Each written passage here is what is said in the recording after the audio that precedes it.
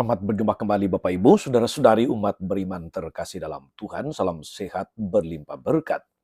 Hari Selasa tanggal 3 Desember 2024, gereja merayakan pesta Santo Franciscus Xaverius, seorang misionaris Yesuit yang sangat terkenal. Dia adalah imam dan sekaligus pelindung karya misi. Saudara-saudari, pada perayaan pesta Santo Franciscus Xaverius ini, kita diajak untuk merenungkan kutipan Injil Markus bab 16 ayat 15 sampai 20. Kita mendengarkan sabda Tuhan. Dalam nama Bapa dan Putra dan Roh Kudus. Amin. Pada suatu hari Yesus yang telah bangkit dari antara orang mati menampakkan diri kepada ke-11 murid dan berkata kepada mereka, "Pergilah ke seluruh dunia, beritakanlah Injil kepada segala makhluk. Siapa yang percaya akan dibaptis dan akan diselamatkan, tapi siapa yang tidak percaya akan dihukum. Tanda-tanda ini akan menyertai orang yang percaya. Mereka akan mengusir setan-setan demi namaku. Mereka akan berbicara dalam bahasa-bahasa yang baru bagi mereka. Mereka akan memegang ular, dan sekalipun minum racun maut, mereka tidak akan mendapat celaka. Mereka akan meletakkan tangannya atas orang sakit, dan orang itu akan sembuh." Sesudah berbicara demikian kepada mereka, terangkatlah Tuhan Yesus ke sorga, lalu duduk di sebelah kanan Allah. Maka pergilah para murid memberitakan Injil ke segala penjuru, dan Tuhan turut bekerja dan meneguhkan firman itu dengan tanda-tanda yang menyertainya. Demikianlah sabda Tuhan. Bapak Ibu, saudara-saudari umat beriman terkasih dalam Tuhan kita Yesus Kristus. Dalam Injil hari ini, ketika gereja merayakan pesta Santo Franciscus Assisi, seorang imam dan pelindung karya misi, firman Tuhan mengajak kita untuk merenungkan perutusan amanat agung dari Yesus untuk pergi ke seluruh dunia. Wartakanlah Injil, baptislah orang-orang, sembuhkan orang-orang sakit, dan sebagainya.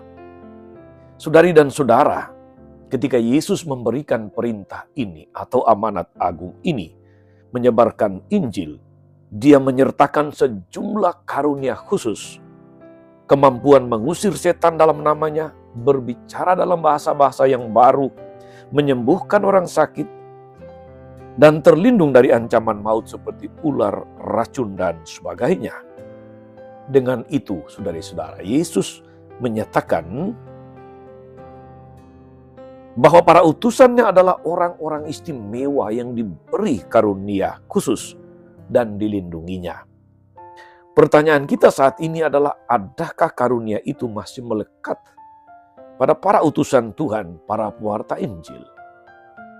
Saudari dan saudara umat beriman terkasih dalam Tuhan, bahwa saat ini Anda yang mendengarkan Injil ini menjadi pengikut Kristus, itu karena ada yang mewartakannya. Dimulai oleh para rasul yang mendapatkan perintah ini langsung dari Yesus. Dilanjutkan oleh gereja perdana, kemudian para imam biarawan-biarawati yang mewartakannya kepada Anda. Para katekis, guru agama, guru-guru kita, dan terlebih yang paling dekat, orang tua kita yang tidak hanya mewartakannya dengan kata-kata, tapi yang telah menghidupi Injil itu di dalam kesaksian. Maka Anda menjadi pengikut Kristus. Kita menjadi pengikut Kristus. Perintah atau amanat agung inilah yang menggerakkan Santo Paulus untuk berkeliling dari satu tempat ke tempat yang lain, mewartakan Injil ke seluruh dunia. Bahkan Paulus dengan teguh mengatakan, "Celakalah aku jika aku tidak mewartakan Injil." Rupa-rupanya semangat ini juga saudara-saudari yang coba dihidupi oleh Santo Franciscus Assisi, seorang imam dan misionaris, pelindung karya misi. Santo Franciscus Assisi pernah sampai ke Indonesia, ke negara tercinta ini, di wilayah Kepulauan Maluku dalam rangka mewartakan Injil. Sebelum pada akhirnya dia meninggal di Goa di India. Saudara-saudara umat beriman terkasih dalam Tuhan. Dahulu ketika Yesus menyampaikan perintah ini, amanat agung ini, para rasul diminta keluar, pergi dari tempat mereka tinggal, wartakan Injil ke seluruh dunia, ke segala penjuru dunia. Saat ini saudara-saudari, ketika kita juga para pengikut Kristus diminta atau mendapatkan perintah ini untuk pergi mewartakan Injil, itu bisa berarti dua hal untuk kita. Di satu sisi benar-benar pergi mewartakan Injil. Apakah itu sebagai imam, biarawan, biarawati? Apakah sebagai katekis dan guru agama? Pergi mewartakan Injil. Tapi yang kedua, itu berarti bahwa kita pergi dalam arti keluar dari diri kita sendiri. Kita mewartakan Injil. Kita peduli kepada orang lain, kita perkenalkan Tuhan kepada orang, kita perkenalkan nilai-nilai iman, nilai-nilai moral Katolik yang dikehendaki Tuhan kepada banyak orang di sekitar kita. Lebih-lebih melalui kesaksian hidup, melalui teladan hidup, di situ kita menjadi utusan yang membuat amanat agung atau perintah Yesus hari ini menjadi nyata. Santo Paulus telah memberi kita contoh. Santo Fransiskus Xaverius yang kita rayakan hari ini juga menunjukkan kepada kita bahwa perintah ini mungkin. Tugas kita adalah saudara-saudari memastikan bahwa dunia ini sungguh-sungguh dirasuki oleh kabar gembira, oleh Injil Tuhan. Sehingga semakin banyak orang memuliakan nama Tuhan, semakin banyak orang kemudian diselamatkan. Inilah tugas perutusan kita saudara-saudari, bukan cuma tugas para misionaris, bukan cuma tugas paus, uskup, para imam, bukan cuma tugas biarawan biarawati. Ini adalah tugas setiap orang yang terbaptis dan tertahbis. Pergi, mari kita wartakan kabar gembira Injil Tuhan di dalam kesaksian hidup kita. Mulailah dari keluarga.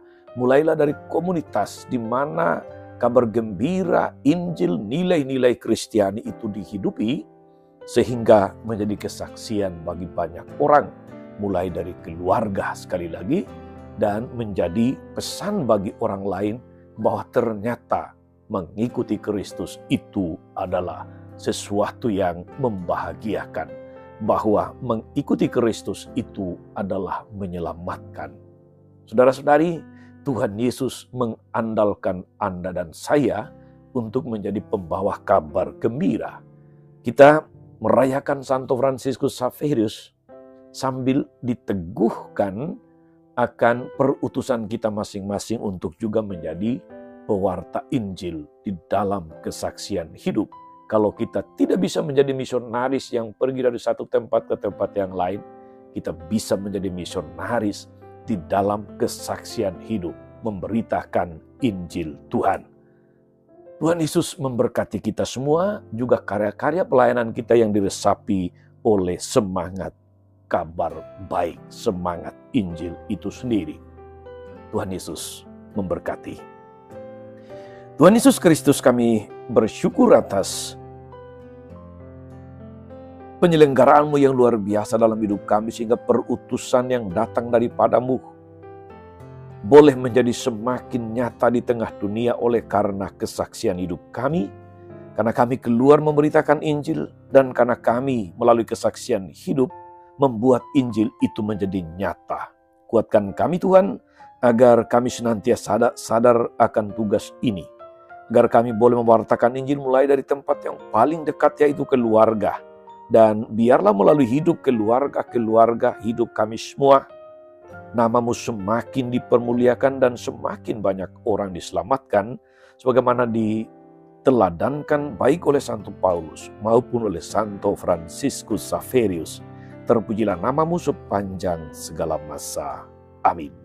Saudari-saudara sekalian, berkat Allah turun atas saudara-saudari, atas mereka yang kita doakan Atau kita janjikan doa mereka yang sakit dan menderita, segala rencana, karya, dan pelayanan hari ini, Bapa dan Putra dan Roh Kudus. Amin. Tetap sehat, teruslah menjadi berkat.